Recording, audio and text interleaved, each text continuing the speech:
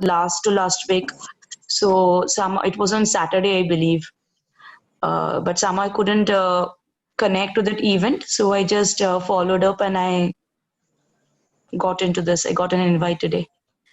I think Gurpreet, I spoke to him. Yeah, thanks.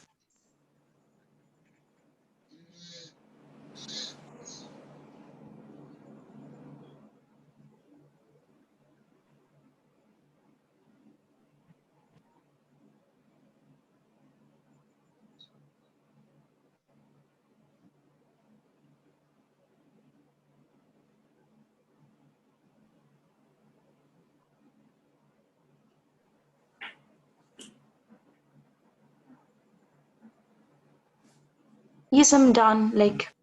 Okay, yeah, thank you. Yeah, welcome. We have guest. Yeah, hi. Yeah, hello. I just want to introduce myself. My name is Arindam.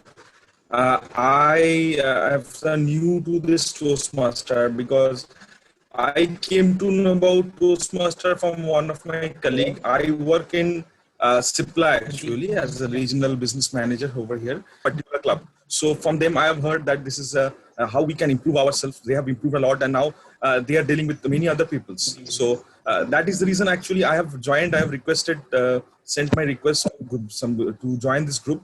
And I would like to thank you, Gurpreet, because he have sent the invitation and all. So thank you for this. And expecting definitely a positive response from this group. And we will be there for the further use. Thank you. Thank you. Guest Utsab is there?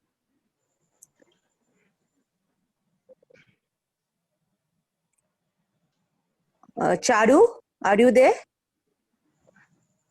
Yes, I'm there. Can you actually hear me? I have a very Yeah, low we can. bandwidth. We can. Please continue.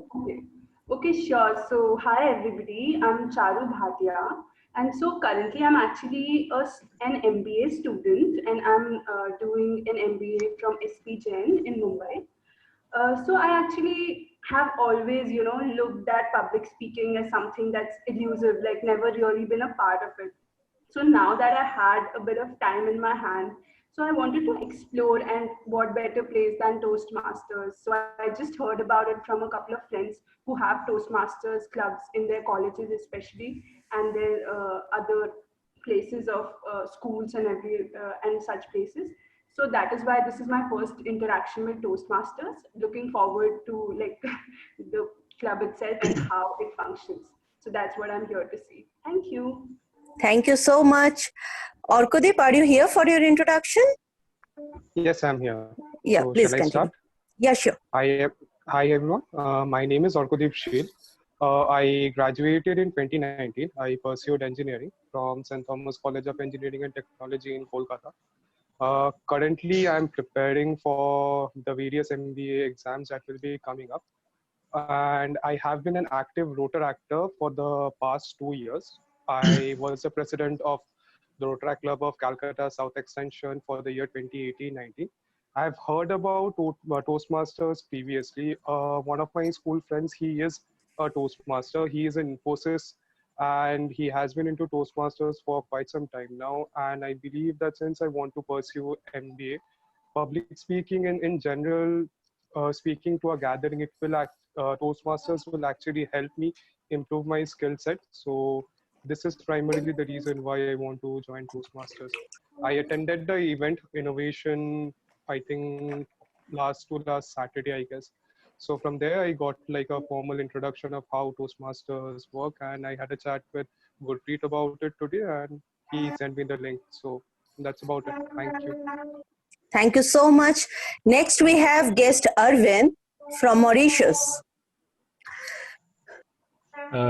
Good evening, everyone. I'm so happy to be here with you. My name is Arvind Ramesa, and I am a member of Aurora Toastmasters Club in Mauritius. Mauritius is just a small island in the middle of the Indian Ocean. Actually, my great grandfather was from Kolkata, so I'm also Indian origin.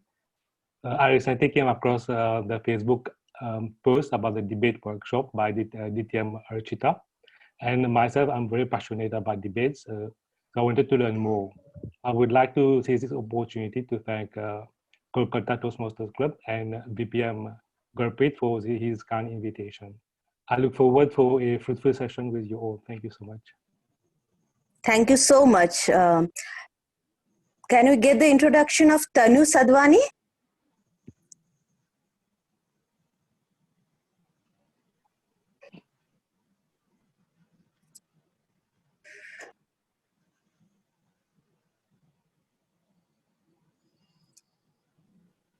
Tanu Okay. is not a guest. She's a member, right? Maybe member of some other club, not our current member. So we'll quickly take the feedback of a guest and then move on, and then we'll take the feedback.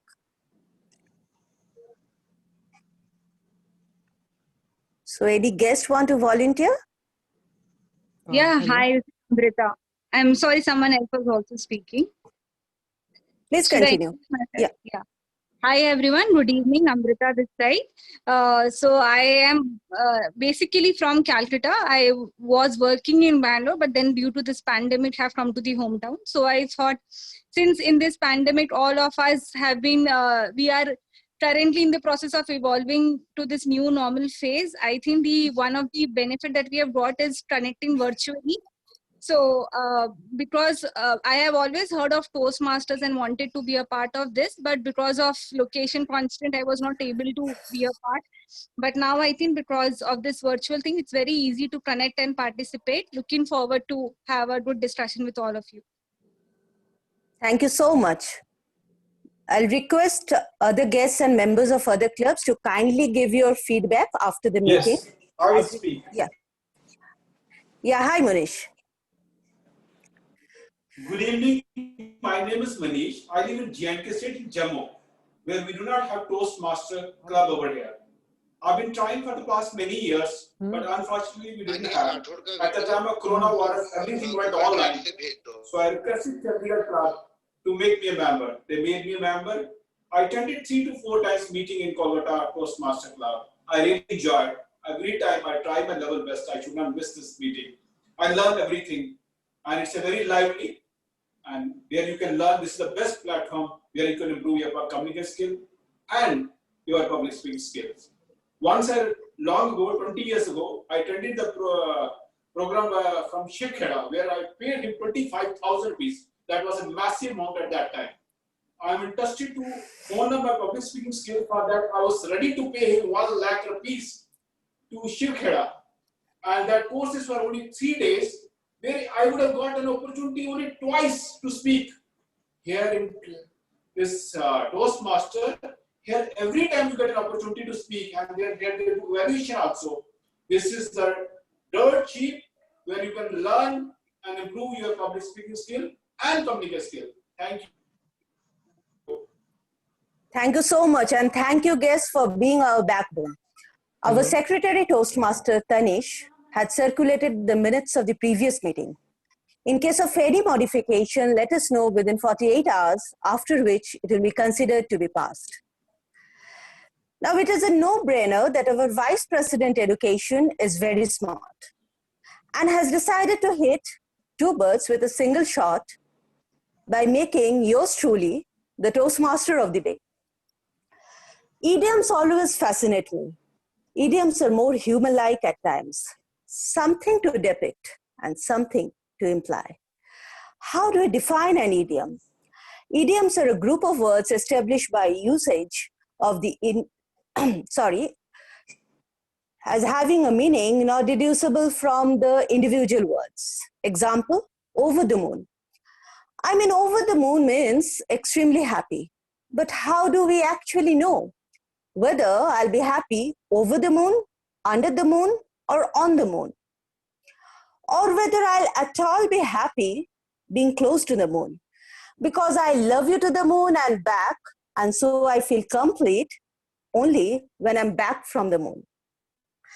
And since some of us like the moon, some the star, and some the sun, we also have more than one segment in a regular Toastmasters meeting. The first section is our prepared speech section, where the speakers are locked and loaded, meaning They have prepared their speeches with the help of their mentors and are ready to deliver their speeches. I tell you, it was not a bed of roses, and the speaker had to burn a lot of midnight oil. Then comes our table topics round, where the speaker have to act on the spot. No prior preparation, and one has to act. One has to be on his toes. And some feel like a fish out of the tank. Some may even let the cat out of the bag. And some may just floor you with their take on the topic. Today, however, we'll have a workshop on how to ace a debate instead of table topics. Then comes our evaluation section, where the evaluators will help you step up your game by calling an axe. And if you want to go that extra mile, you need to give a will. And then there is someone will have all ears on us and note A to Z of the meeting. She will help us soup up our meetings, and she is head and shoulder of ours and always keeps her head in any situation. She's a Toastmaster by heart and soul and has everything in her fingertips. I thank her from the bottom of my heart for being here today. Please put your hands together for our General Evaluator, Toastmaster Seema Ramesh. Over to you, ma'am. Thank you. Thank you so much, Toastmaster Shreya, for that lovely introduction. Having everything on my fingertips, I'm sure you are in the same group as well. Let's keep it going for the wonderful Toastmaster of the day, Toastmaster Shreya, who's doubling up today in spite of being the president. That's what a true leader is all about. Well, today my role as a general evaluator is a vast role. It's a huge role. I will first and foremost be evaluating the meeting as a whole from the beginning when the Sergeant at Arms begins the meeting up until when the president closes the meeting. Evaluation and feedback is something which we all thrive on, we all survive on, not only in Toastmasters, but even in our daily life. Toastmasters just helps to make us better at evaluation and gaining some sort of a feedback in whatever that we do. Here at Toastmasters, we have speeches, prepared speeches, we have evaluation sections, we have table topic sections. Each and every speaker and evaluator will be evaluated by me, as well as an entire team of evaluators. I have, if there are two prepared speeches, there will be two separate evaluators for the same. Now this I'm explaining for the benefit of the guests and the new members as well. Apart from the speech evaluators, I have a team, a set of fabulous functionaries. They are role players who will probably be the best listeners in the meeting today. For everyone's understanding, these role players, it might seem very, very minor or meager roles. Timer, you just need to keep time. Our counter, you just shuffle around, search for some words. And the grammarian, of course, just make a note of grammar. But believe me, Toastmasters makes it a point to have these roles so as to enhance our listening skills. So today, I have a fantastic team. The timer, Toastmaster Achyut, I would request you to kindly come up on the screen and explain your role, please. Thank you, Madam General Evaluator. Good evening, everyone. As my role of a timer, I shall be demarcating when speakers take the minimum. I shall demarcate when the speakers take the required amount of time for their speeches. Typically, for prepared speeches, we have say 5 to 7 minutes. So I will flag the green card at the minimum time, which is 5 minutes, the yellow card at the mean time, which is 6 minutes, and the red card at the maximum time, which is 7 minutes, and then continue to keep the red card flashed until the speaker finishes speaking. Also, we have 30 seconds grace on either side. This was just an example. For specific timings which may differ from speech to speech or session to session, they will be announced to everyone before the said speech. Thank you. Thank you so much. Toastmaster Achyut, a huge round of applause, please, for explaining your role very well. So all speakers beware, because you need to qualify in the time slot in order to be eligible for the voting, which happens at the end of the session. The next functionary, very, very important person is the R counter. Today, the R counter is Toastmaster Aman. Toastmaster Aman, could you please explain your role, please? Thank you, Madam General Evaluator. My role as an counter is to give all ears to the ers, ers, and to the crutch words like actually, basically, etc. I am here to help everyone in becoming a speaker as right as rain. Apart from it, I will be listening to the long pauses and the repetition of words. And dear Toastmasters and fellow guests, it's time to break a leg. I will present my report at the end when called upon to do so. Thank you, and back to you, Madam General. Thank you, Toastmaster Aman, for superbly explaining your role. And everybody is going to be beware of the R's and the ums that we say. Last but not the least, in my functionary role players is the grammarian, the Wren and Martin of today's meeting. Toastmaster Piyush, if you could kindly explain your role, please, to the audience. Thank you, Madam General Evaluator. Fellow Toastmasters, friends, and guests. My role as a grammarian is to pay attention to the good usages as well as bad usages of grammar, and to provide the constructive feedback for improvements. At the end of the meeting, I'll present my report when called upon to do so. Before that, I would like to introduce the word of the day. The word of the day is to help fellow members to enrich your vocabulary in preparing your speeches. Today's word of the day is contrary. I'll speak it again, contrary. It's an adjective. It means perversely inclined to disagree or to do the opposite of what is expected or desired. It also means opposite in nature, direction, or meaning. For example, I thought it was possible, but she took the contrary view. He ignored contrary advice and agreed on the deal. For this meeting, you are encouraged to use word of the day as frequent as you could do in this meeting. I will count how often it was used by each speaker, and I will provide my report at the end of the meeting. Back to you, Madam General Toastmaster. Thank you so much, Toastmaster Piyush, for explaining your role beautifully.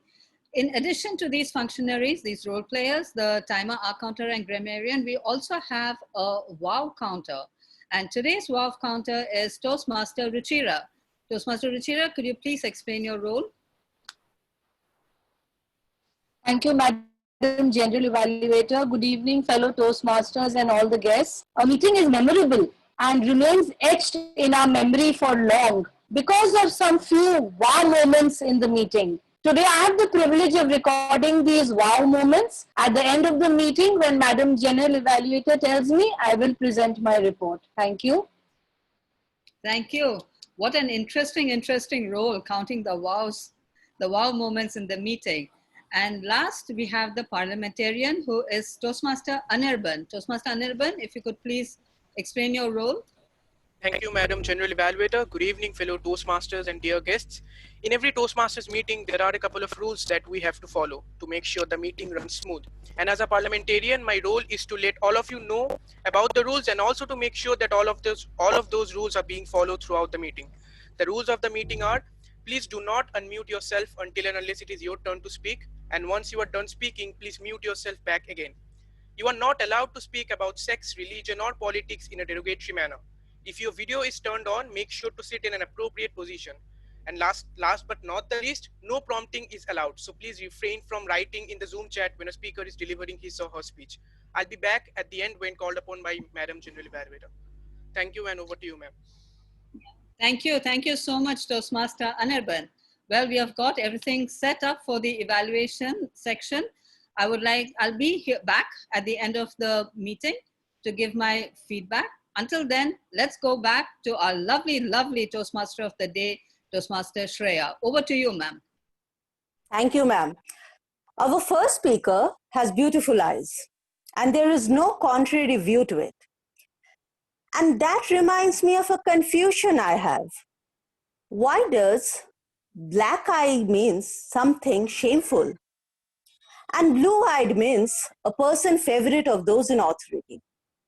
Such a vast difference based on the color of the eyes? While an eye for an eye means paying the offender in equal coins, saying eye to eye means that we agree. And before you raise your eyes on me, I'll call upon someone who is the apple of everyone's eyes and is bound to catch everyone's eyes. Our first speaker will be delivering her Project 1 of Level 2. She has been mentored by distinguished Toastmaster Siddharth Churiwal and will be evaluated by Toastmaster Shaurya Roy. I request him to read out the speech objectives. Thank you, Madam Toastmaster, and I hope I am audible to everyone. Yes, you are. So the speaker is delivering a project from his level 2, and the purpose of this project is for the member to identify his or her primary leadership style or styles, and for the member to share some aspect of his or her primary leadership style or discuss leadership styles in general. Would request the timer to please note that time limit is 5 to 7 minutes, and all the best to the speaker. Thank you. Over to you. Thank you. Please welcome our first speaker, Toastmaster Vandana Agarwal, for a speech titled Leader by Chance. Leader by Chance, Toastmaster Vandana Agarwal.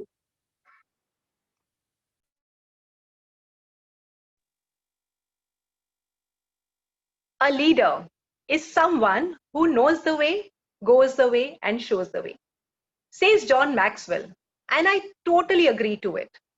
But what about people who become leaders by accident? They don't know the way. They haven't gone the way. They just become leaders by the virtue of chance. Fellow Toastmasters and distinguished guests, this exactly happened to me in January 2014, when, after being a housewife for 20 years, I joined my family business. One of the partners, that is my father-in-law, fell sick, and my husband was left alone to manage the running business as well as the expansion work that had already been undertaken. So like a good wife, just to support my husband, I dived into the business.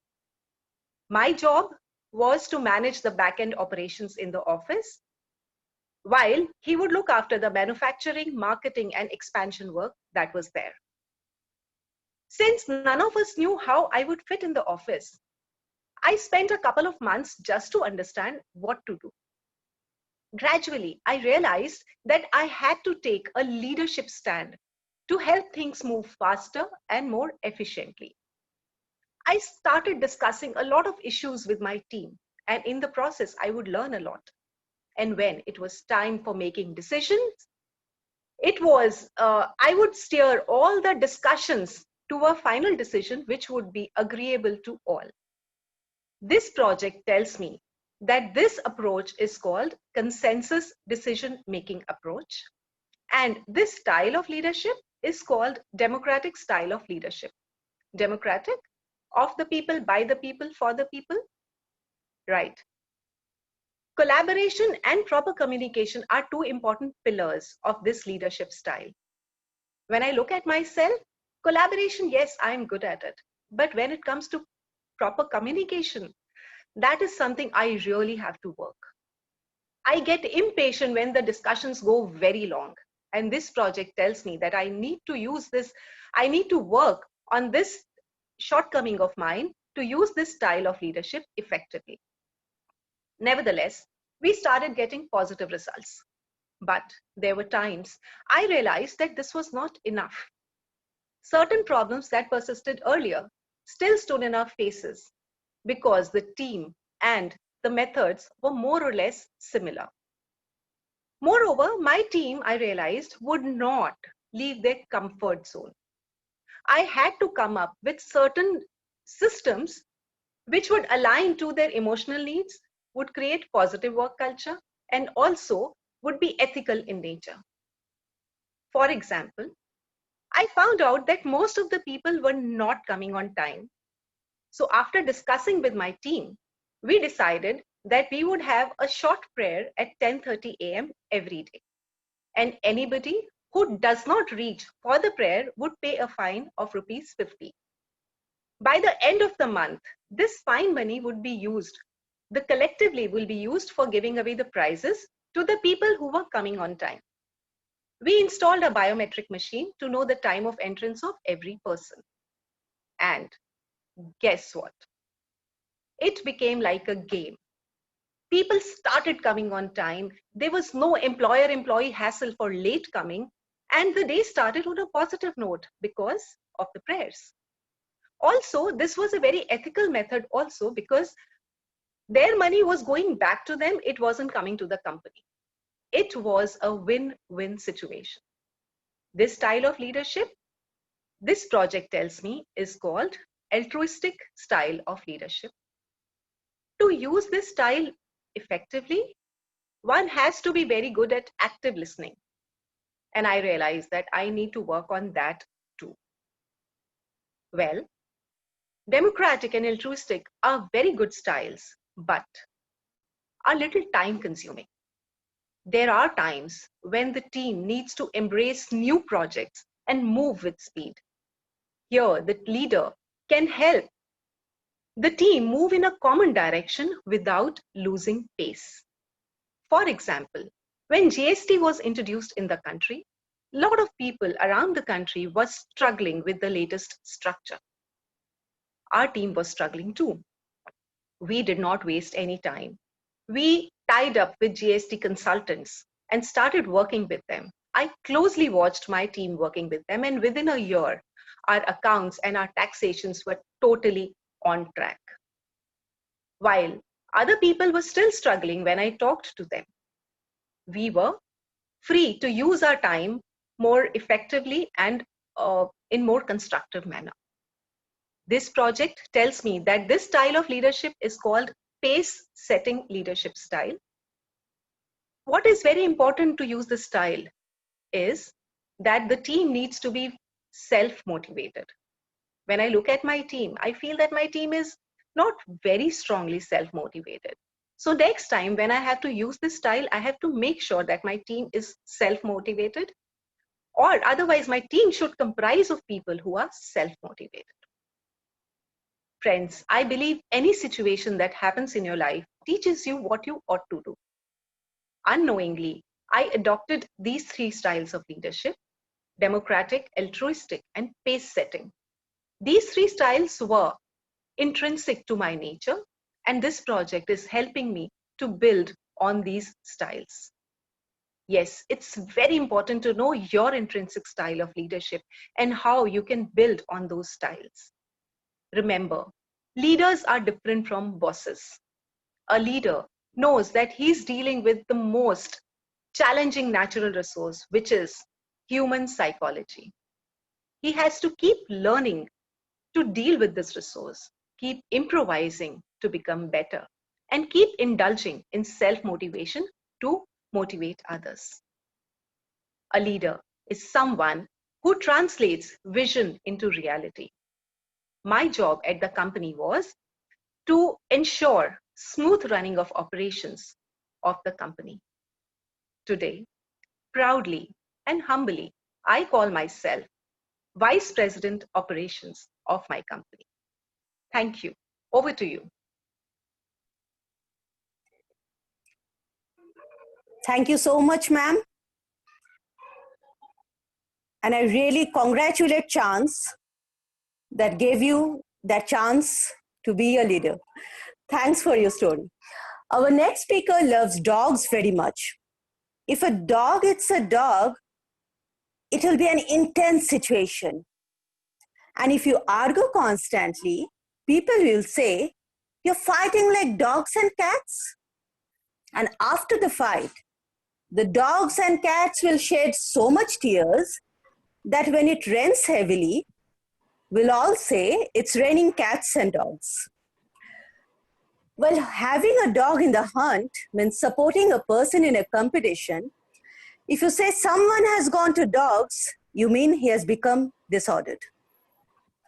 Every man and his dog will agree that our next speaker puts up a dog and pony show with ease.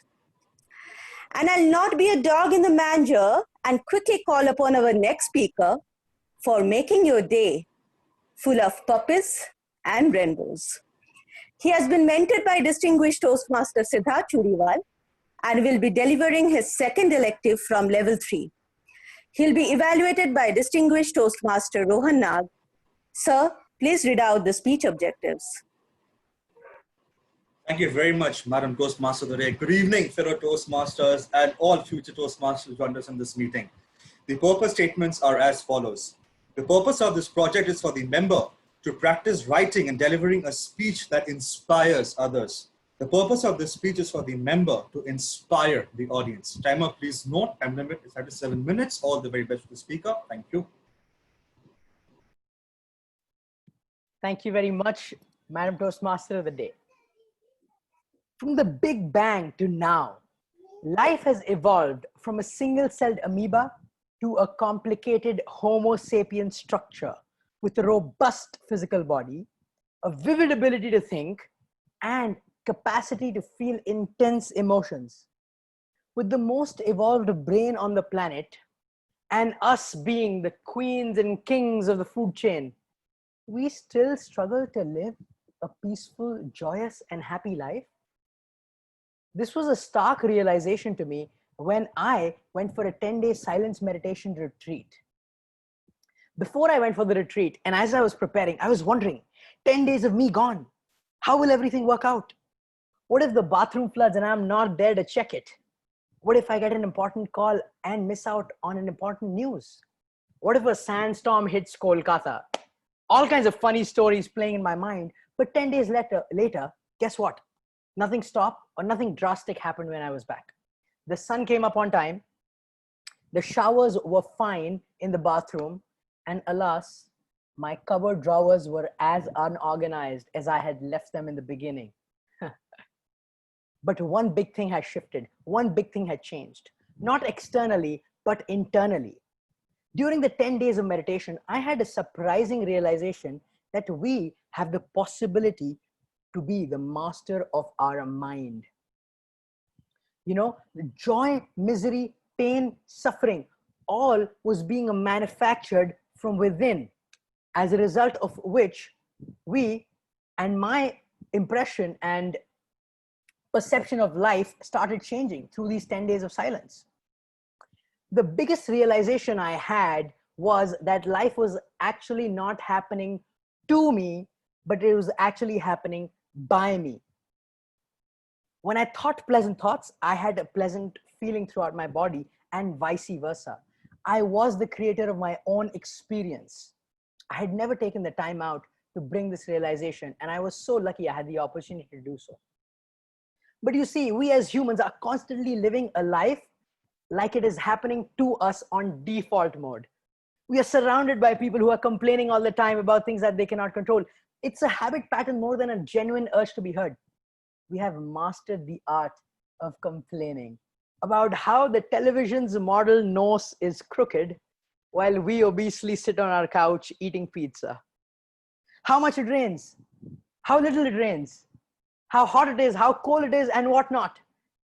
But people who want to make it happening are making it happen. Dhirubhai Ambani had all the things in the world to complain about, but even being a gas station attendant in the Middle East, he was able to think about building a business for himself, for which now he is called a business tycoon. I do not believe in not taking opportunities, he said, according to his unofficial biographer, Hamish MacDonald. He did not accept what was happening to him. He said that life was happening by him. He is a sheer example of how we can create our own destiny with our mindset. Mirza Ghalib, a famous poet from our subcontinent, once said in Urdu, "Haathon ki lakiron pe mat jaye Ghalib. Naseeb unke bhi hote hain, jinke haath nahi hote." Don't go by the lines of the palms of your hand, Ghalib. Luck is bestowed upon even those who don't have hands.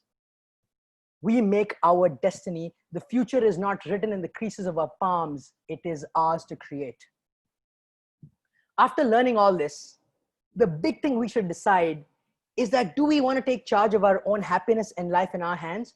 Or do we want to be like a television with the remote control hanging outside, where people come and press our buttons and make us feel like they want to. We can either be a spectator in life or get on the field and play the game. But let me tell you what, the stands seem very safe in a stadium, but actually the safest place to be in the stadium is on the field and on the pitch. Likewise, the safest place in life is actually when we realize that we can actively play the game of life and step up to the pitch and play it full-fledged rather than watch life and time pass by like we watch a movie in a theater while eating popcorn. Now, what is the first step in taking charge of our own lives? It is this realization: life happens by me, not to me. Because the statement opens up the possibility of life and makes us realize that if something is wrong, I can fix it. Something can be done. I got to figure it out. But when life is happening to me and something is not working out, oh well, what can I do about it? It's happening to me. And hence, life not to me, but by me. Are you with me? Thank you very much.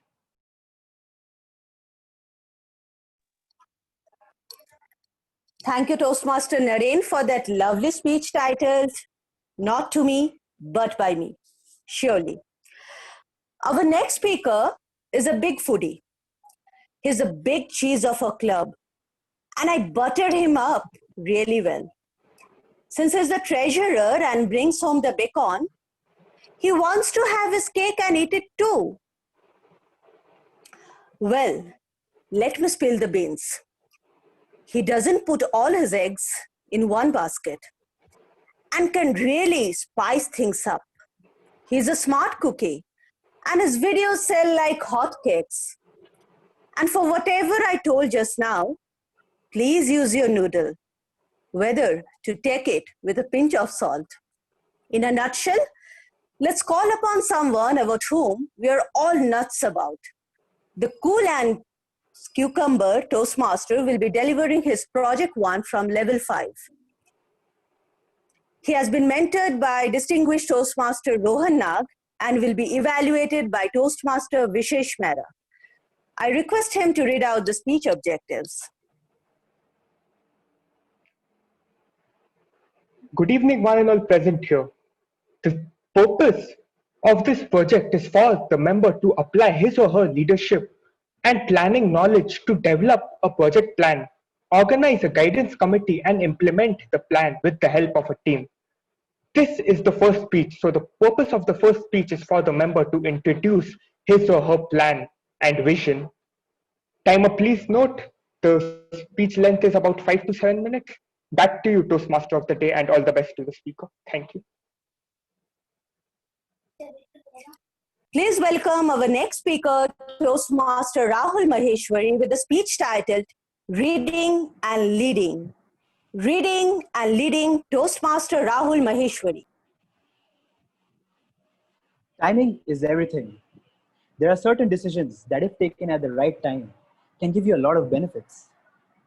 There are also decisions and actions that might be sensational, but if taken at the wrong time, can have devastating effects. During this lockdown, amid this pandemic, I genuinely gave time to that one thing that has changed my life.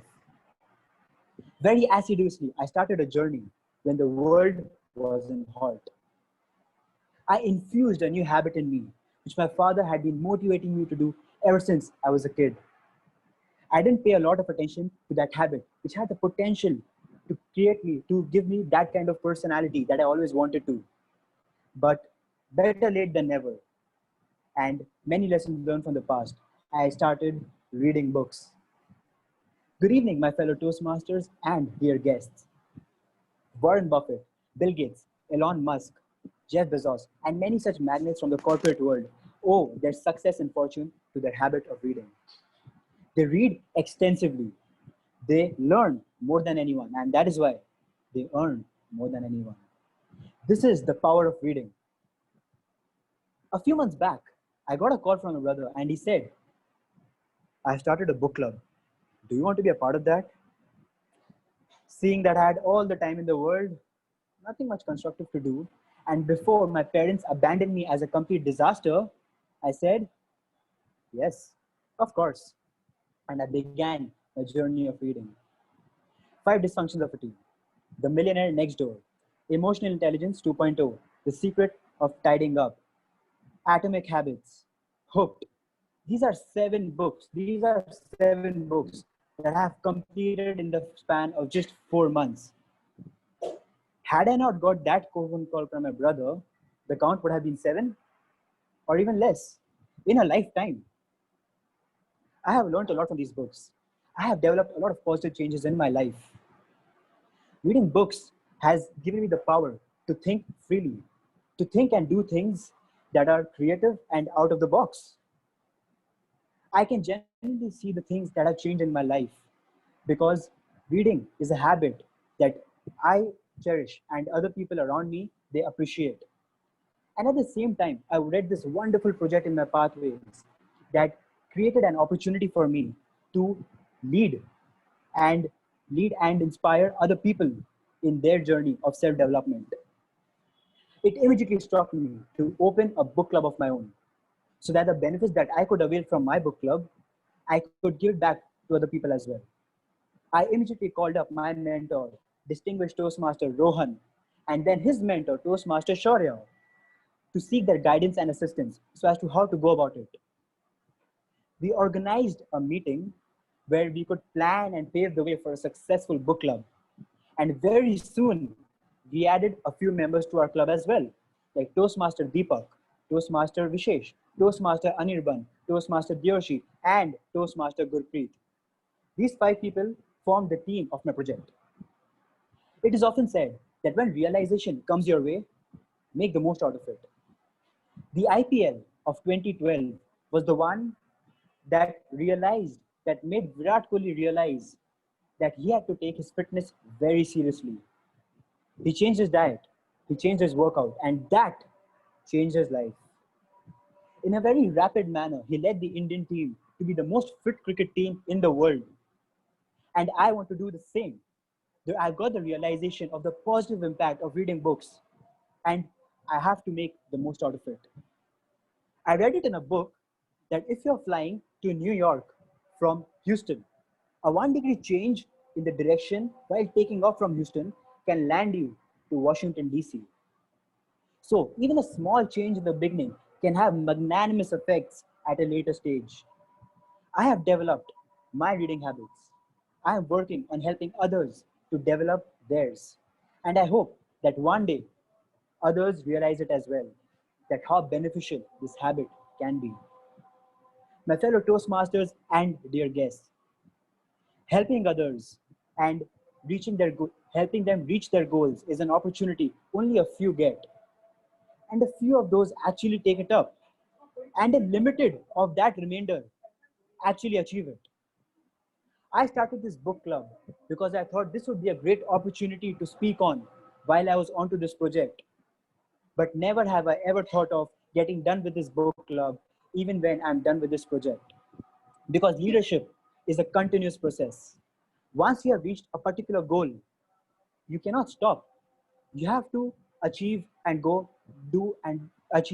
bigger and better things on your own and also along with other people that you are leading. I have much more to talk to you all about, to share with you all regarding this book club that I have started and how I have helped a few people in their goals, in achieving their goals. But before that, I urge you to do things that you have never imagined yourself doing, to take yourself beyond your comfort zone, because that is where the real learning and success takes place.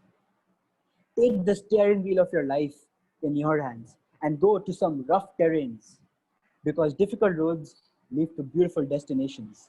And once you have taken your journey, you can help and support others as well in leading theirs.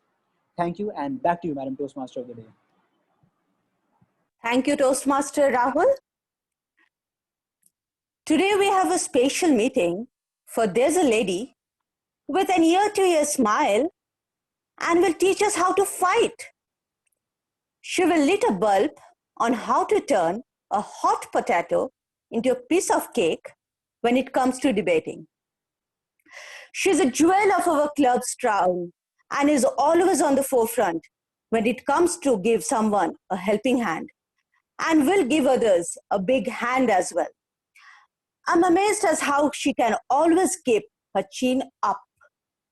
Please welcome the rainbow of several colors, the vibrant and enigmatic lady of our club, distinguished Toastmaster Archita Tiwari.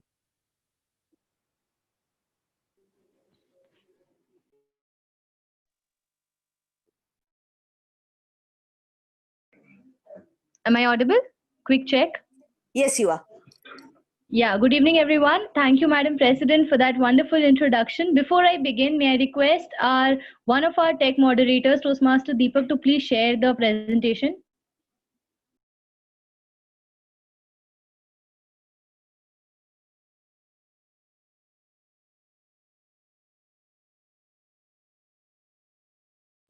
Yeah, Deepak, we can go back to the first slide. Just the title would be sufficient. Okay. Good evening, everyone. We are here today to learn more about debating because we have our intra-club debate that is coming up, that is on 22nd and 23rd. And also we'll have the finals very, very soon. I'm not here to tell you the basics, and I'll be very honest about it. Debating basics are not something that we will cover too much today. I'm here to help you practice, to help you understand, and to give you a practical taste of what it would be like when you would debate. So now what I need all of you to quickly do is write in the chat the answer to the following question. Okay. My question is very simple. Define debating in 2 words. I repeat, define or tell me what a debate is according to you in just 2 words. I'll give you 30 seconds to do that.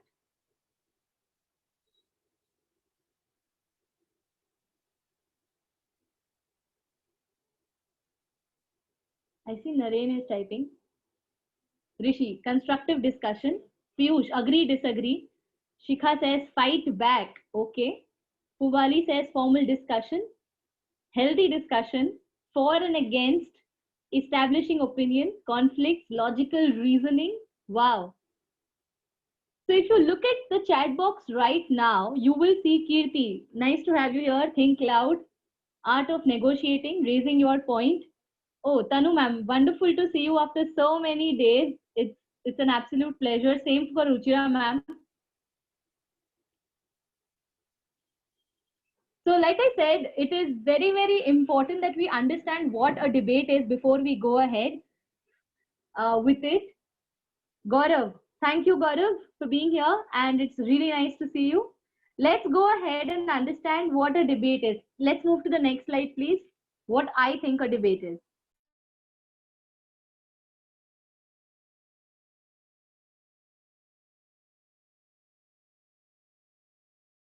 Apologies, I put myself on mute by mistake. Yes. Am I audible and visible? Naren, if you can show me a thumbs up, or Ruchira ma'am. Right. Okay. Thank you. According to me, a debate is a clash of opinions. The main idea of a debate is there have to be 2 people who have a difference of opinion and viewpoints, and there has to be a disagreement. Why do we need a debate? And when we look at the question, why do we need a debate? My answer is very simple the way I frame it. I say that it's an important tool for decision making. The first thing that happens when you have a good debate is you are able to come to discussions. The second thing is when if you have to sell something or if you have to analyze a situation and social interaction. So those are areas where I feel a debate can truly help you. Now, who is a debater? A lot of people today call themselves active debaters. I have been a debater for 500 years of my life. Or I've been a debater ever since I was born. I have been debating because the nation wants to know an answer. So a lot of people call themselves debaters, but I have 4 simple points that tell me who a debater truly is. According to me, a debater is someone who has a viewpoint and someone who knows that he or she is free to have an opinion.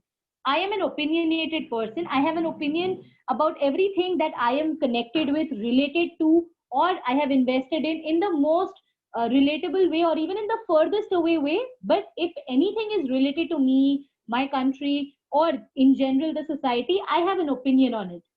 Second, someone who takes one stand of the topic. In a debate, please understand it's not like an extempore, and that's the first mistake any participant would make. It is not an extempore, it is not a table topic. You cannot have multiple viewpoints for and against the topic or for and against the system. For example, if I have to say Archita Tiwari is a fantastic speaker, I can either agree or disagree. I can either say yes, she is, or no, she is not. She needs to have a lot of work to it. Third, convinces the house of his views. As a debater, you're not just there to tell what you feel. You have to convince the house that this is why you feel you should believe in the topic from this stand. And that is exactly why we need a lot of data in debating. One of the major mistakes that a lot of debaters do today is they present their speech without data. We need to make sure that we have sufficient, reliable data in our speech when we are delivering it. Finally, I feel that you have to prove that the other side is mistaken, is incorrect, because only then will your debate reach a conclusion. A lot of people have a misconception that you cannot be a successful debater unless you are diplomatic. The truth is actually the opposite. You have to convince the house that your stand or your side is the correct path to go, and the opposite side stands defeated or incorrect. Now, this is exactly where I have one small exercise. I didn't want this to be a workshop where only I talk. I, as a debater, identified 3 skills that I need to do, or 3 things that I feel are very important in a debate. There's something called swapping that I will do next, which means I will give you a topic, and about 1 minute later, I will say swap, which means you will have to speak exactly reverse of what you were talking. I repeat, I will give you a topic. 1 minute later, I will say swap, which means you will have to speak exactly reverse of what you were saying. Okay, it's challenging and I know that, but trust me, it is equally fun and the topic is very simple. So anyone who would like to raise their hands or want to go ahead with this, please raise your hand or let me know in the chat box. Anyone who would volunteer for swapping?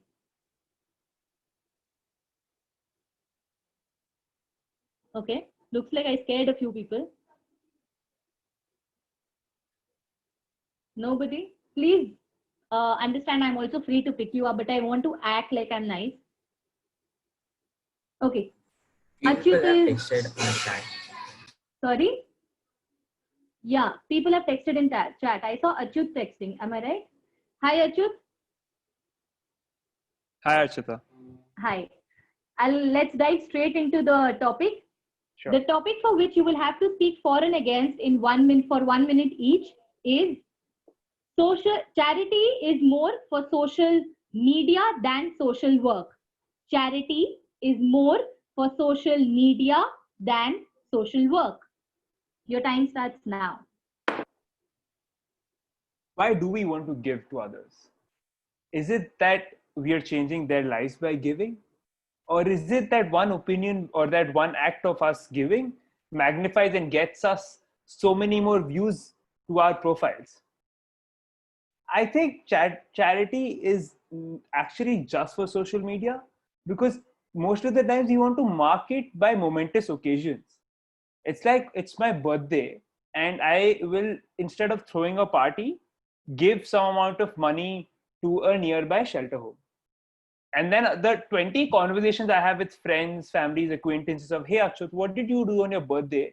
I will proudly lift my chest up, have a gleam in my eyes and say, I went to the orphanage, and instead of blowing away all the money on the alcohol and food and everything, I got 3 years of education for 50 boys. I gave them 5 sets of clothing. This winter, they can sleep without freezing in the cold. Swap. Achyut, swap. Your time starts now. Social charity is actually not just for social media, right? You're doing the things for your own self social media acts as a tool to help you augment the message. If it's my birthday and I donate to a shelter home, by sharing my experience on social media, I'm amplifying that. Instead of being selfish on the one day where the whole world wants you to think about yourself, I'm putting myself behind and saying this is something which I can give up to the benefit of others. And today's social media has become so prevalent that it gives us a very good platform to amplify our message to out. And on the birthday, it's like you have the spotlight on you, right? So birthday boy, what do you want to do? And if you tell them this message, it's probably they're going to hear you. So I think this is a great way where we can actually leverage our occasion. And when the spotlight is on us, use ourselves as an orb to spread the light from us to everyone around, rather than just let it be and absorb it all to yourself. And this is actually a great platform to do so. Yes. Thank you, Achyut. That was brilliantly done. And I mean it. It was so wonderfully done. It's very, very difficult for someone to turn the quote immediately as you receive it, but you've done it really, really well. Guys, this is exactly what I'm talking about. As a debater, you don't just have to think from your point alone, from your stand. You have to be ready for something called a rebuttal, which means that the opposition is going to question the proposition on everything and anything that they have stated. So you need to have the devil's mind in you, and you need to advocate to yourself what are the points that the opposition can come up with against me, and have an answer ready to all of them. May I request our tech master to go forward with the next slide, please?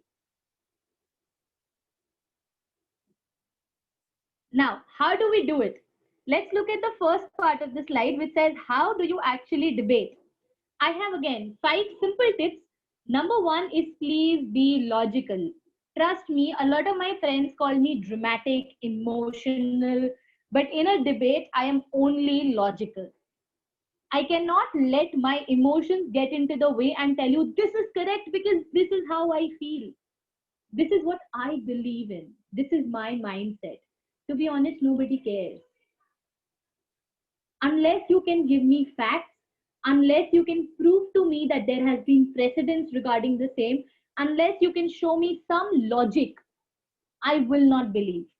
I know it's a very common example, but for a very long time, do we know why people believed that the earth was flat instead of round? Because there was no concrete evidence to prove the same. But the moment we had evidence that proved that the planet we live on is round, we were able to accept it. So please be logical. My second point says, use real life examples, something that Achyut has done brilliantly. He spoke about his own birthday, and he spoke about how once if he goes into charity, how on his birthday it can be portrayed both for social media and for social work. So when you are able to connect with the topic on a personal level, people tend to believe what you're saying because you show that you have experience. Now let's pause at this point and let me quickly ask you for another topic, because the next task at hand is to be able to, I see your question, sir, and I will come to it. The next exercise is very simple. I'll give you a topic. You have to tell me a life incident related to the same. I repeat, I give you a topic. You have to tell me a personal life incident related to the same. And I'll give you the trick of how to do it after I give someone the topic. So if someone can please volunteer.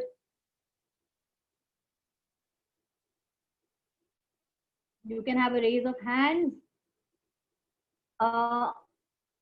Aman has raised his hand. So Aman, are you there with us?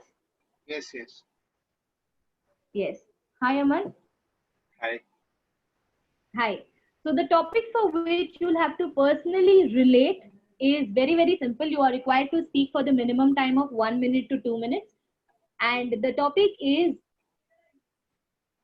there is no better teacher than failure.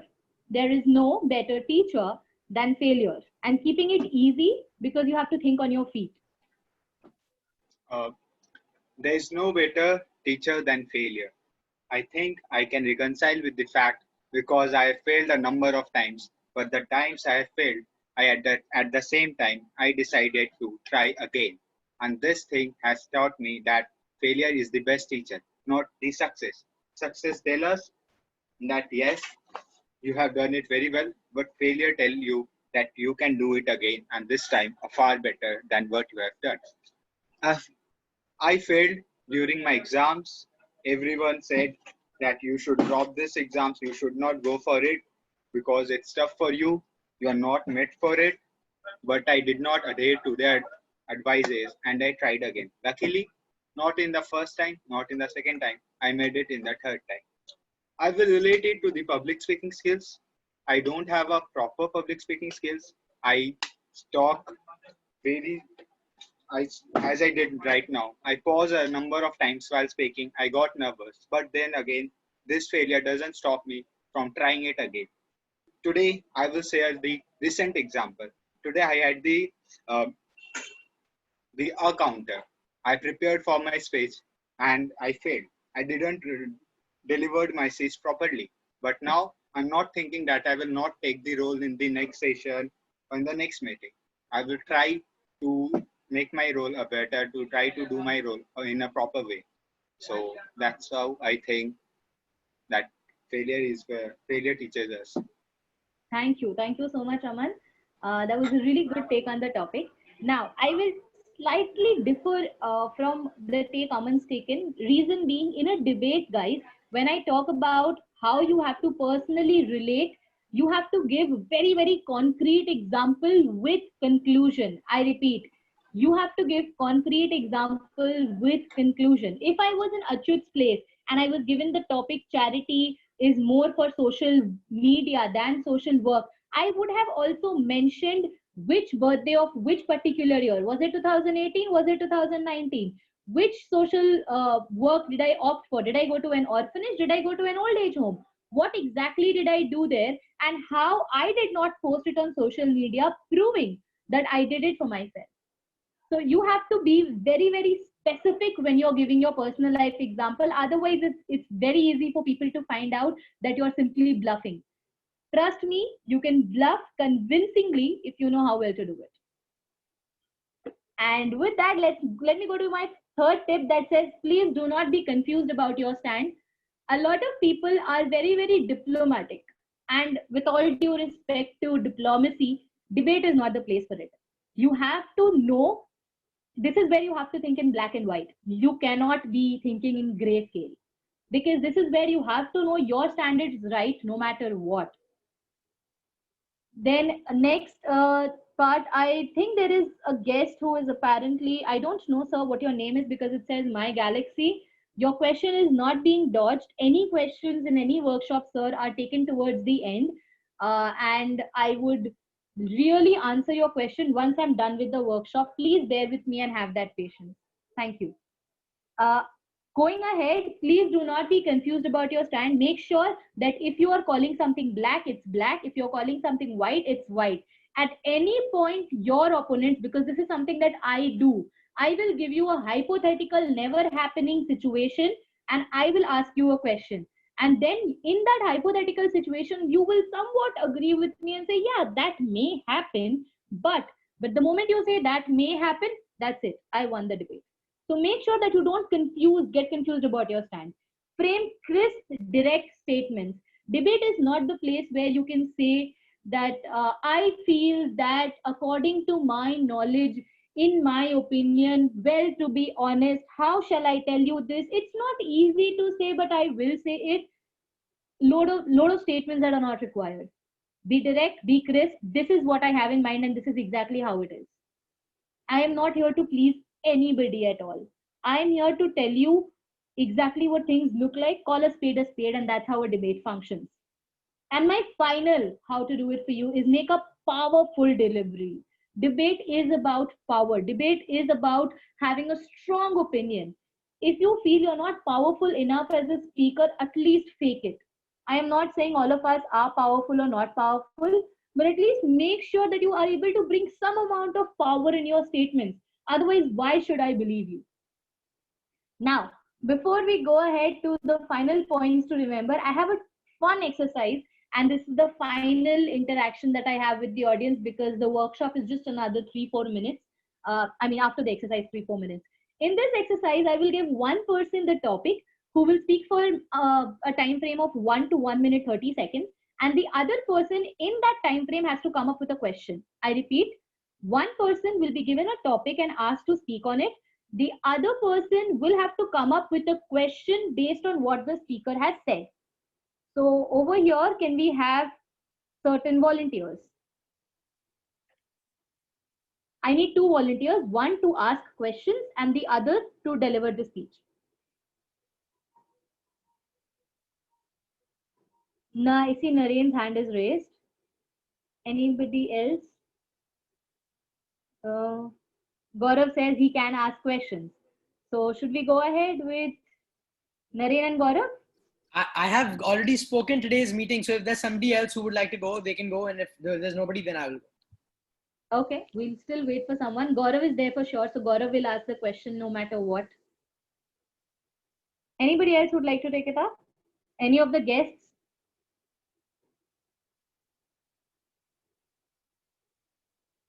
Adhiraj? I see Munish ji raising his hand, by the way. Oh, okay. Hello, Munish ji. Yes, hi. Hi, sir. So we'll give you a topic, and Gaurav, if you can just go do a quick audio check. Hi, if you can say. Hi, can you hear me?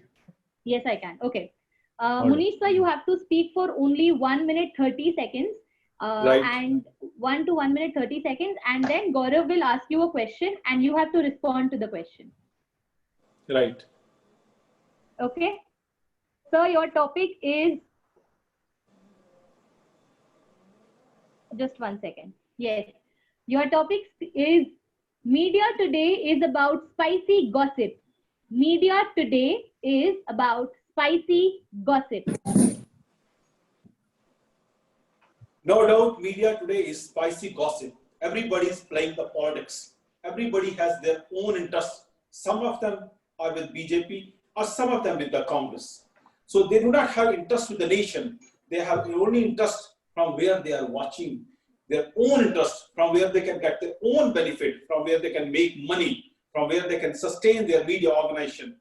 Right now, media is a puppet of the government. Media is playing in the hand of the government. Media is not playing the right role.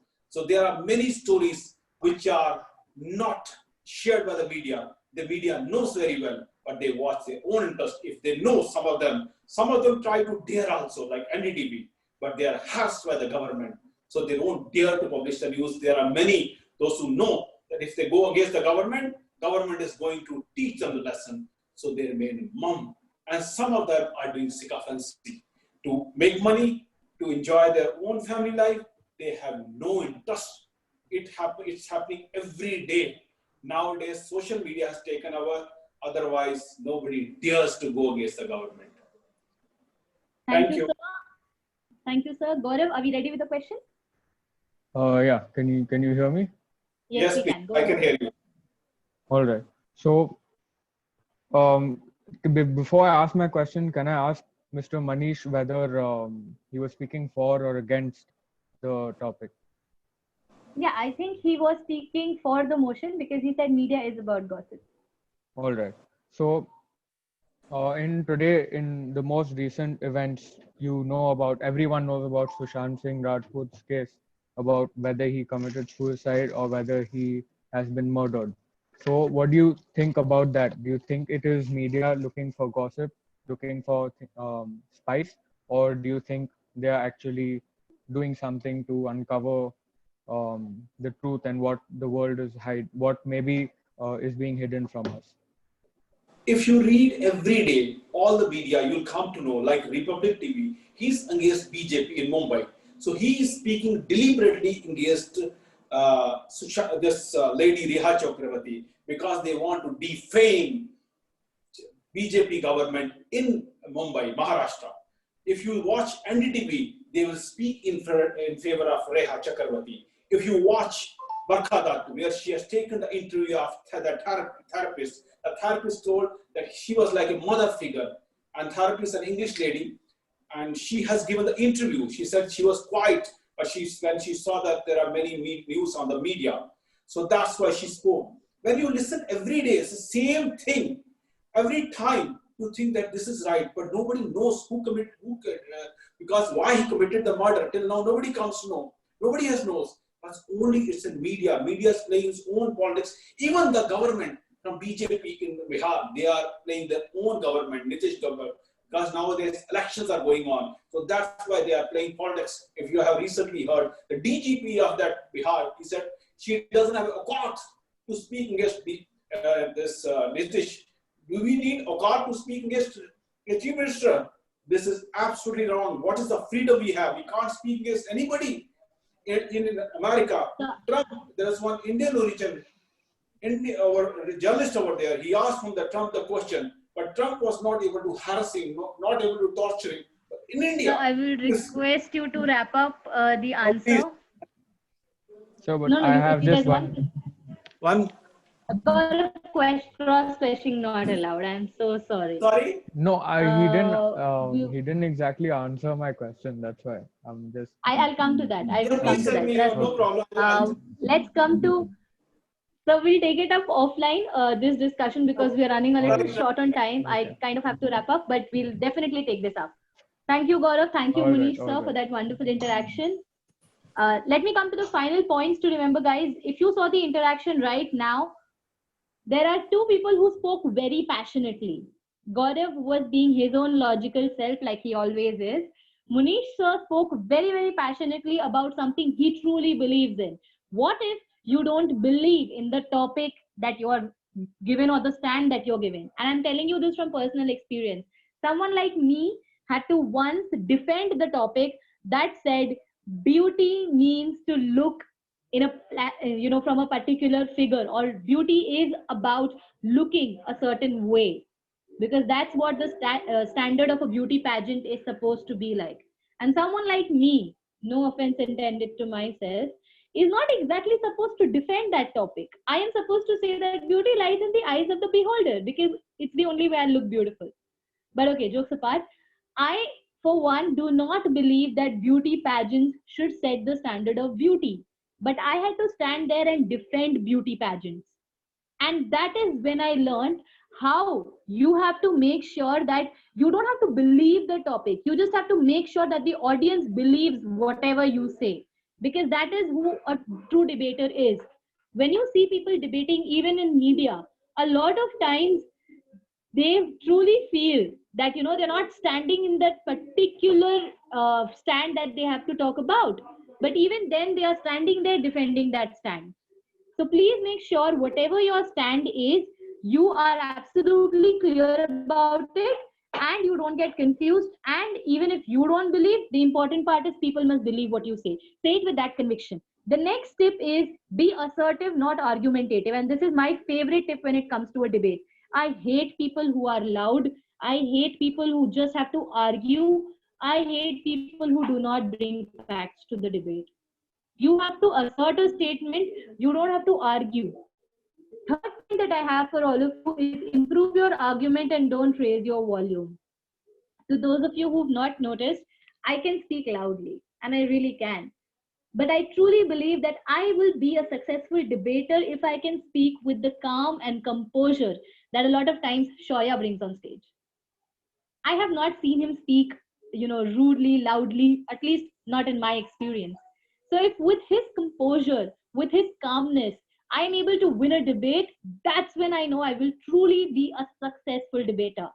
I'm still working on it. And a lot of times out of passion, I get carried away. And there is a certain volume that I feel could be lower. So I'm still working on this tip myself, but it is a really important tip. If you really have to be successful, your argument should not require a raise of volume. It in itself should be so strong that the opponent has nothing else to say after that. Then let's come to the next tip that says use humor, hopefully against your opponent. Now, I know in a lot of debates, this is not allowed because you're not allowed to degrade your opponents. You are not allowed to pass cheeky comments or sassy remarks of your opponents. And I really feel that honestly we are being oversensitive when we say that.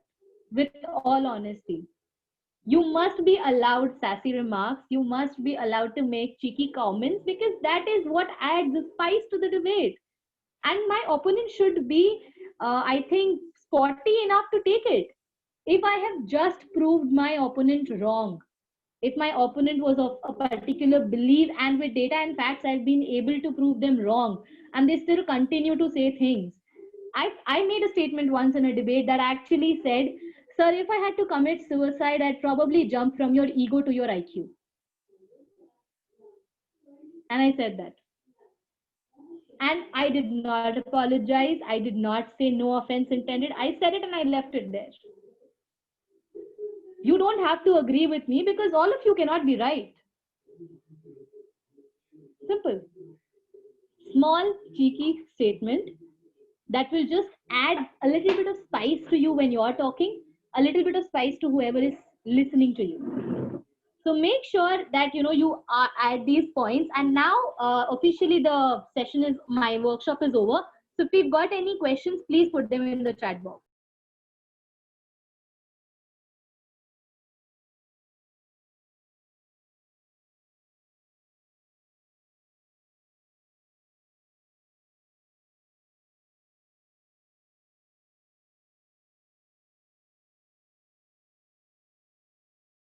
We have a comment slash daily conversation with your seniors or peers.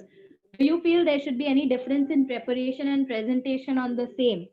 In a daily conversation, I don't think you can have a debate. You can have an argument. You can have assertive statements. You can have exchange of ideas. Debate requires research, and which is one of the key parts of a debate. It requires precedence, it requires data, it requires for you to be able to tell the audience that you worked hard in the topic and you know everything that there is to know. So please make sure that you understand that research is the backbone of a debate, which is why stalkers make fantastic debaters.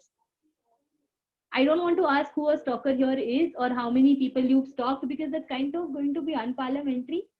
But I think people who are good at stalking can make fantastic debaters.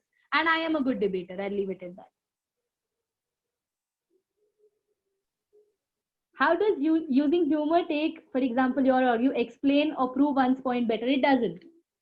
Achyut is absolutely correct. It doesn't prove my point.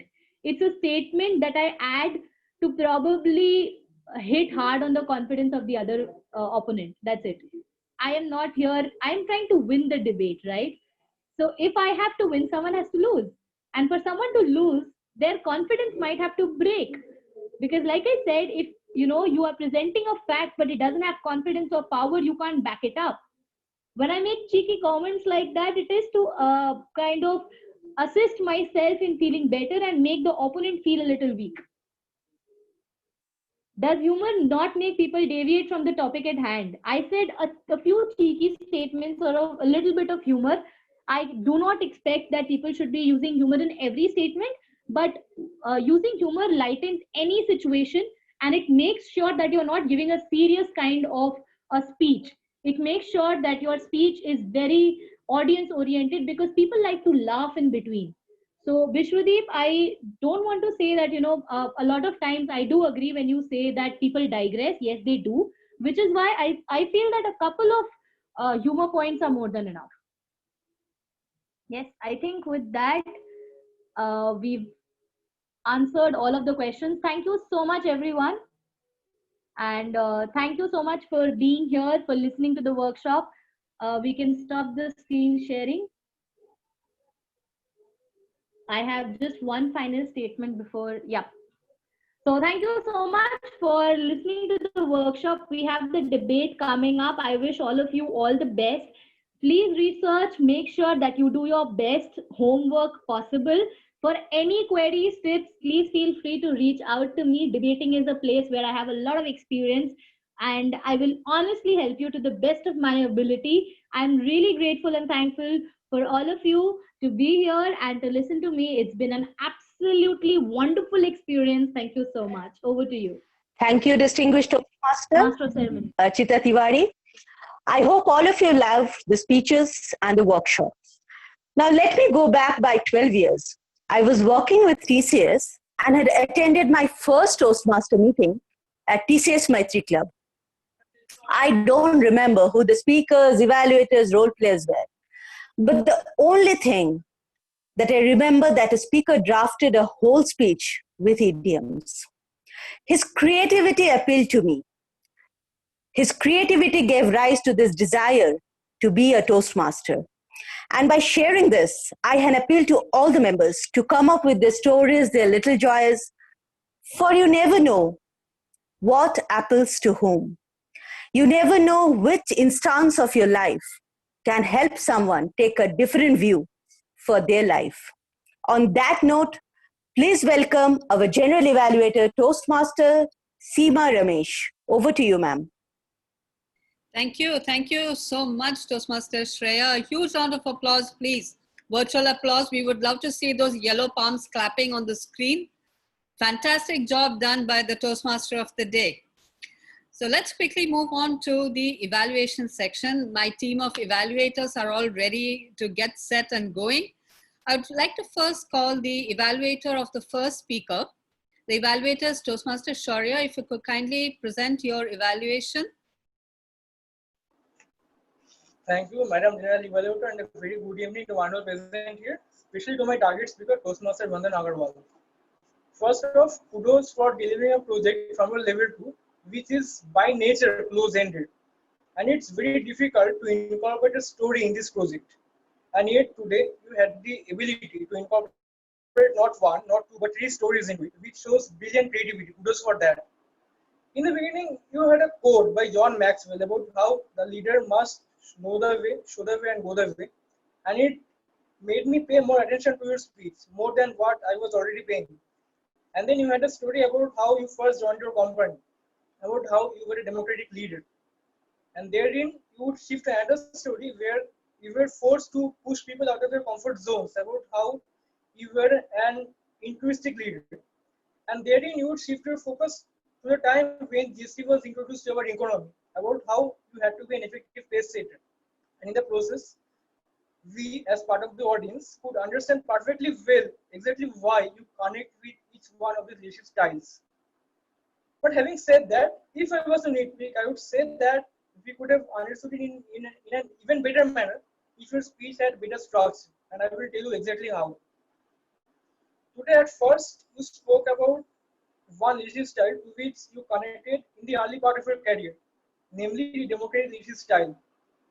And when you spoke about the times when you joined your company, I was made to believe that it was one of your strong points. You had actually mastered the leadership style. But immediately after that, you would make a statement which contradicted exactly everything which you said until then in your speech. You would make a statement regarding exactly how the democratic leadership style needs patience, and exactly how you get impatient whenever the discussions become very long. So I, as part of the audience, was left in a way surprised, because I was made to believe that you had actually mastered the leadership style. But after that particular statement, the entire thing, the entire point was nullified, and the entire saga would repeat itself when you shifted to your second leadership style, which was altruistic leadership style. And therein again, after describing your strong points, after describing an incident where you had actually been able to push people out of their comfort zones, you made a statement which contradicted the entire story.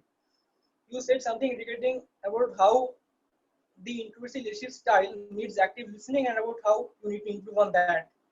Today, if I were you, I would have shared my action plan regarding what I plan to do regarding these weaknesses of mine. But instead, we were just exposed to 3 stories, and in the end, I would say the action plan was lacking. So what I felt you could have done better is you could have left the audience at each one of the strong points, and then in the conclusion, you could have shared exactly how you are not a perfect leader yet, because let's face it, none of us are. And therein, you could have shared all 3 of your weak points at one go, and you could have shared exactly how you plan to improve on them. That I felt was missing. But other than that, as I said, I was nitpicking. It was a pretty perfect speech, and I feel that it's a really good example of exactly how we can approach this particular project on leadership, as and when we approach our level between our pathways. And as far as structure is concerned, I think that it will always improve as and when you deliver more speeches, and I can't wait for that to happen.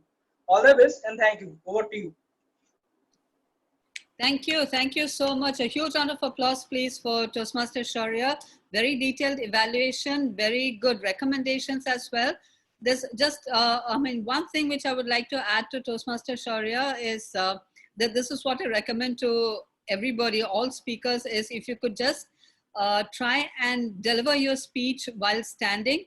I think that would be, I mean, that would have a lot more impact. I do that as a suggestion, but it is not compulsory because we all have our restrictions here.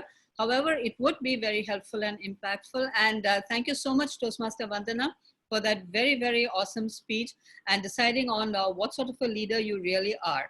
And I'm sure you will be even better than what you think you are. A huge round of applause, please, to the speaker as well. Next, we'll move on to the second speaker, Toastmaster Naren, whose evaluator is DTM Rohan. DTM Rohan, the screen is yours, please, for the evaluation. Ladies and gentlemen, it is said that a good mind is like a gold mine. So if we can control our mind, it can truly become an asset for us. Good evening, Madam General Evaluator, fellow Toastmasters, and Toastmaster Naren, who told us about the importance of being able to be the master of our minds. Naren, let me share a few points that I thought you did really well. First was the content, very matured and extremely powerful. You shared stories about your experience in the meditation center. You told us about Dhirubhai Ambani. You even shared a shairi by Mirza Ghalib, which you appropriately translated into English, thus respecting the rules of Toastmasters International. I commend you for that. Second was the delivery. What a wonderful mix of hand gestures and voice modulation. You had perfect hand gestures, the crooked nose, eating pizza, the kings and queens, sitting back on the couch. And when you were not sure before going for your visit, you softened down. When you wanted to put in a point, you increased the force of your voice. And that actually differentiated various aspects of your speech. Well done on that. And last but not the least was, of course, the message that we should make our own destiny. We should play the game and not sit in the stands. We should not be a master. Sorry, beg your pardon. We should not be a slave of our circumstances, but the master of the same. Thank you to this speech. I will definitely log off wiser from this meeting than when I had joined in. But Naren, my job as an evaluator is to assist you in making your speech a little better. So here are certain points for your consideration. First is pauses. It is said that the best music happens between notes and the best impact happens between pauses. You had humor points, you had some massive impact points, but you spoke so fast that I wasn't able to imbibe them. I wasn't able to enjoy them. So bring in those pauses, pace out your delivery, take your time. That will have even better impact on the minds of the audience. Second was your conclusion. I thought your conclusion was a slightly abrupt. You ended too soon. I was hankering for a bit more. So what you could have done is you could have matched your conclusion with the start. So you started with the big bang. So you could have said that this learning, this understanding from the meditation center was my big bang that created a new me, the same way the big bang created a new universe. And that would have made your speech complete and the conclusion more robust. And last but not the least, Naren, what I missed was you. A personal story from you, wherein you took control of your life, wherein you became the master of your mind and you attained success. A little bit story from your life would have made the speech a bit more unique. But having said that, this was my kind of speech. It was powerful and crisp. You had amazing content. You're a master at delivering. And of course, point and crisp message. Just work on your pauses, have a bit more robust conclusion, and of course, bring in a bit more you to make the speech unique. And I am sure that this speech will create loads of gold mines around us. Thank you very much and wish you all the best. Sir. Thank you. Thank you so much. Powerful evaluation for a powerful speech indeed. I agree totally with what DTM Rohan has mentioned. I would just like to add on a little bit, Toastmaster Naren.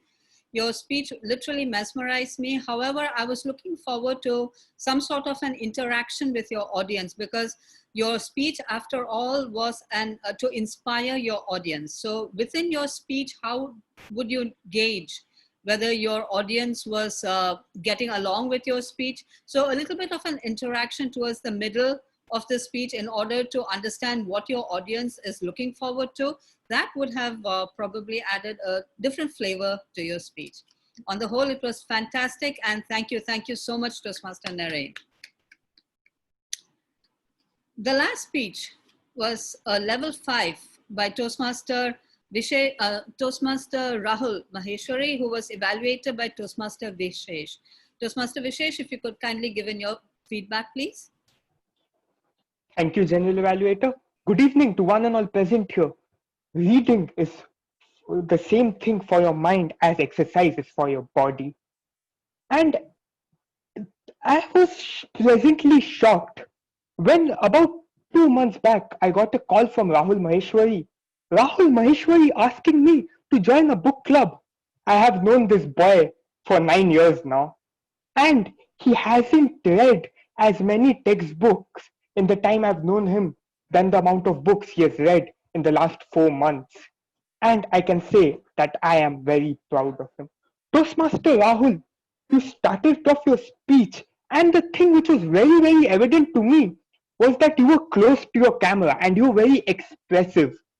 In this day of virtual meetings where our body gestures are almost lost, being expressive, being close to the camera, using your hands well, it in a way copes up for that. And you had various gestures like steering the wheel, you were moving around a bit, which has a better impact and helps the audience engage in a better manner. The second thing I love from your speech is that it is very difficult to incorporate some kind of a message on a leadership-based speech, but you did. And it was a brilliant message. It was a message of learn, earn, and return. You said that you are learning to read books, and you're going from that, and you're earning through the knowledge of the books. But one thing is very essential, to return. You involved quite a few people to the book club to kind of inculcate this habit of reading and getting better. And the third commendation which I would give to you is your transitions were very, very smooth, Toastmaster Rahul. As we write our speeches, this is a very difficult part to do, to get the good transitions from your introduction to the body to the conclusion. You had transitions like you said that you were speaking to your brother. Then you went on to give examples of great people, and then you moved into the body, which was very well done.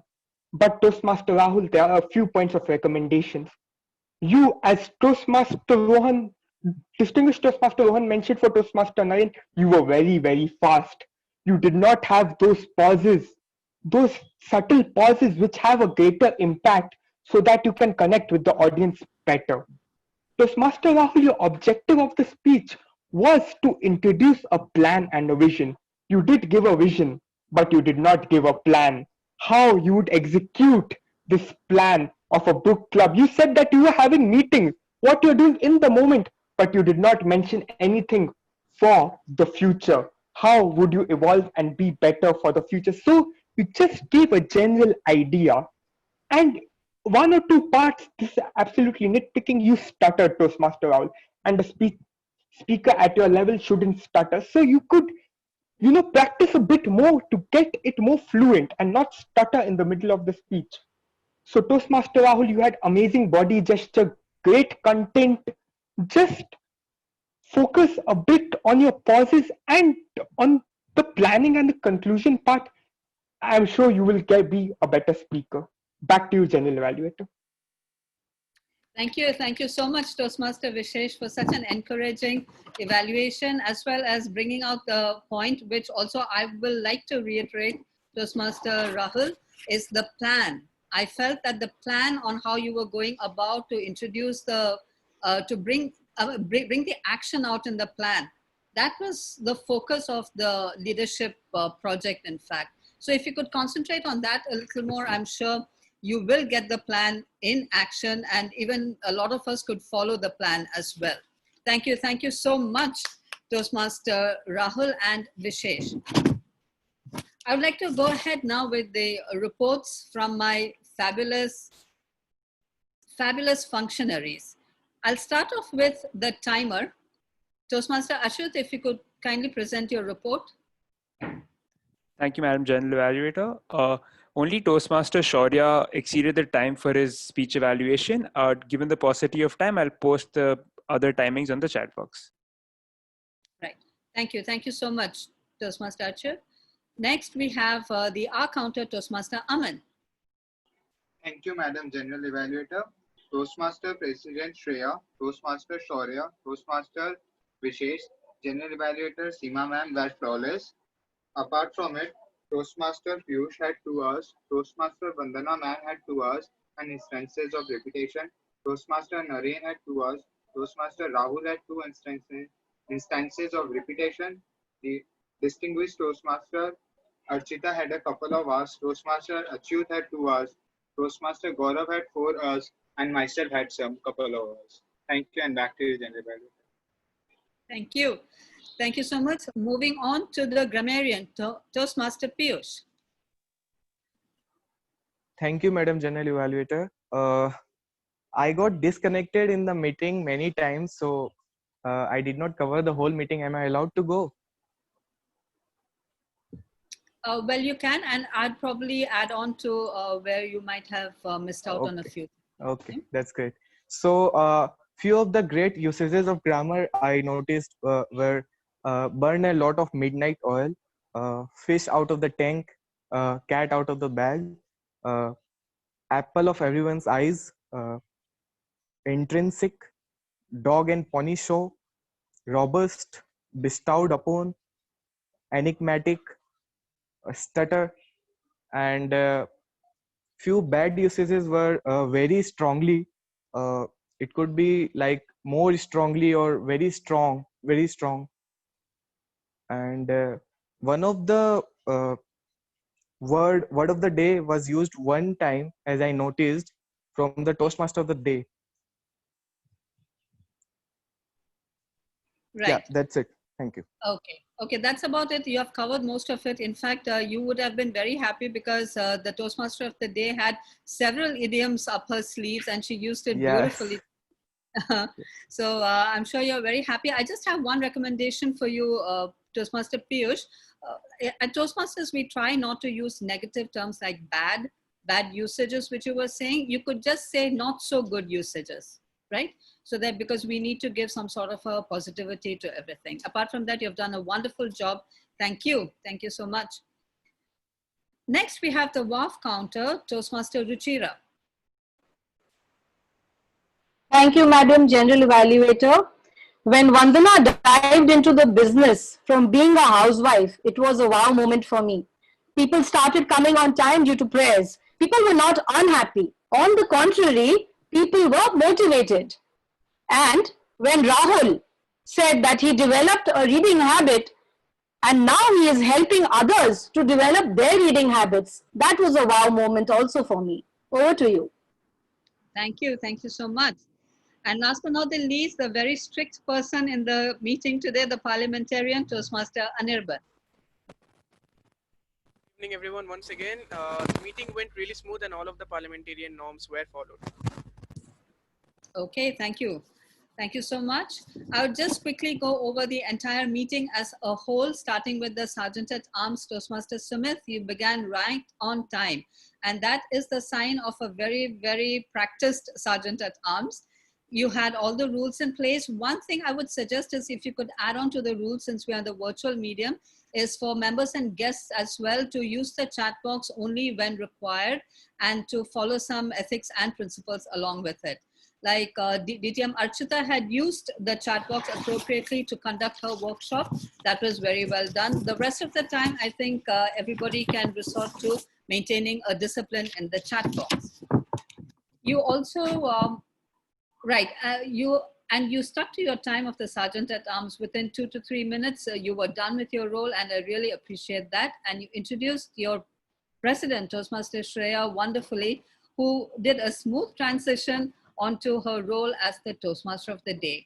And what a role as the Toastmaster of the day. Beautiful theme of the idioms. I congratulate you, Shreya. The reason being is that you have done your homework beautifully. You weave the entire theme of idioms along with each and every speaker, describing the speaker with idioms. I mean, where did you get all this? I'm sure the Wren and Martin must have been right at your fingertips or you referred to it, but you did a fantastic job, and everybody, a huge, huge round of applause. Thank you. you also explained the sections very well. However, I would just have a small recommendation since we're on the virtual medium. I think you were, a little restless probably on your phone. So it appeared as if there was a little bit of movement while you were talking. Probably that's some connectivity or whatever it is. But if you could just be on a stable platform, then it would not lead to any distractions. Apart from that, you were wonderful today. I like the way that you introduced all the speakers, and you made sure that everybody stuck on to the theme of of the meeting and you kept everybody interested. That's a fantastic way that the Toastmaster of the Day performs. I'd also like to appreciate you as the president for bringing out the workshop. Congratulate the entire EC for bringing out the workshop. As I realized, there is a debate coming up. So you all used your presence of mind that you need a workshop in order that your members are well prepared. That is the sign of a fabulous, fabulous EC. Rome was not built in a day. Kolkata Toastmasters Club was definitely not built in a day, because I think this is your 639th meeting. And it shows like how professional you all are. I appreciate it, and I just love being here, and thank you for having me as the general evaluator. Over to you, Madam President. Thank you, General Evaluator, for the valuable insights. It's always a pleasure learning from you. Thank you, distinguished Toastmaster Archita Tiwari, for giving your time and sharing with us on how to ace a debate. We are so charged up that we can't wait for the intra-club debate competition this weekend. The knockouts will be on Saturday and Sunday from 7 p.m. onwards, and I'm sure all of you will join us as we take our stance. I request the Take Master to launch the poll so that we can recognize the award winners for tonight.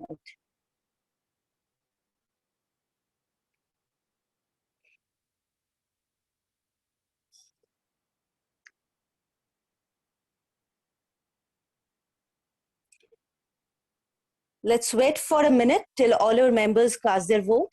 And in the meantime, I request some of the guests and Toastmasters of other clubs to share their feedback about today's meeting.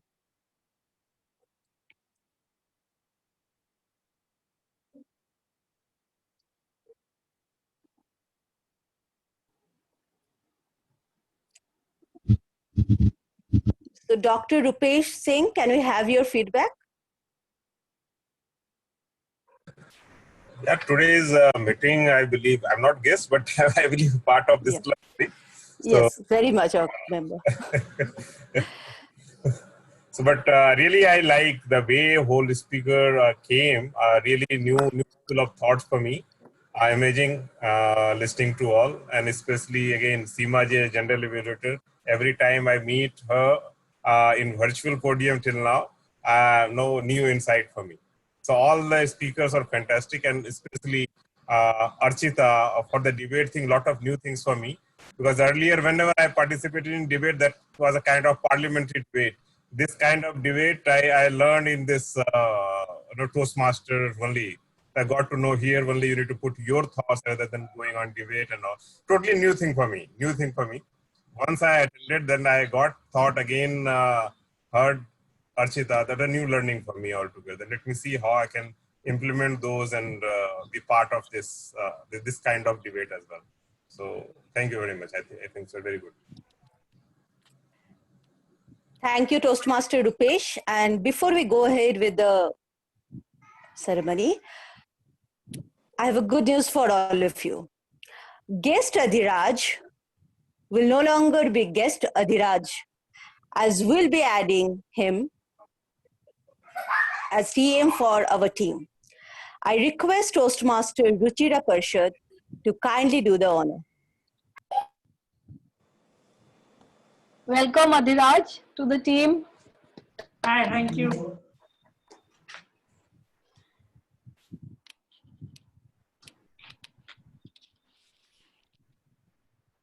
Congratulations, Adhiraj. Thank you so much. Yeah. Okay, so Now it's time we recognize the award winners for tonight. The best auxiliary role player out of the grammarian, hour counter, timer, wow counter, and parliamentarian goes to my favorite Toastmaster Ruchira Parshad. Congratulations, ma'am. Thank you. The best role player out of the Toastmaster of the day and the general evaluator goes to yours truly. Thank you so much. Thank you everyone who was here rooting for me.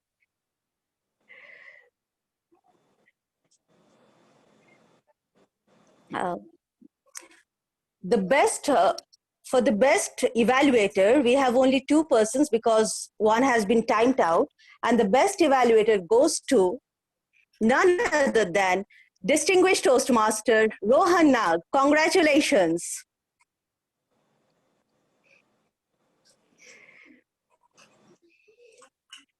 And for the best speaker, thank God he is back from his 10-day meditation.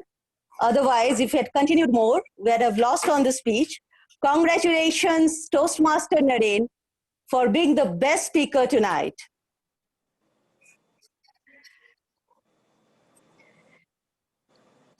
Congratulations to all the participants and congratulations to Kolkata Toastmaster Club for winning the Penchant for Pathways Award by achieving all educational goals. And a big round of applause for Toastmaster Naren Agarwal for completing his level 3 and earning his first Triple Crown. Let the celebrations continue. See you next week, same time, here on Zoom. Thank you.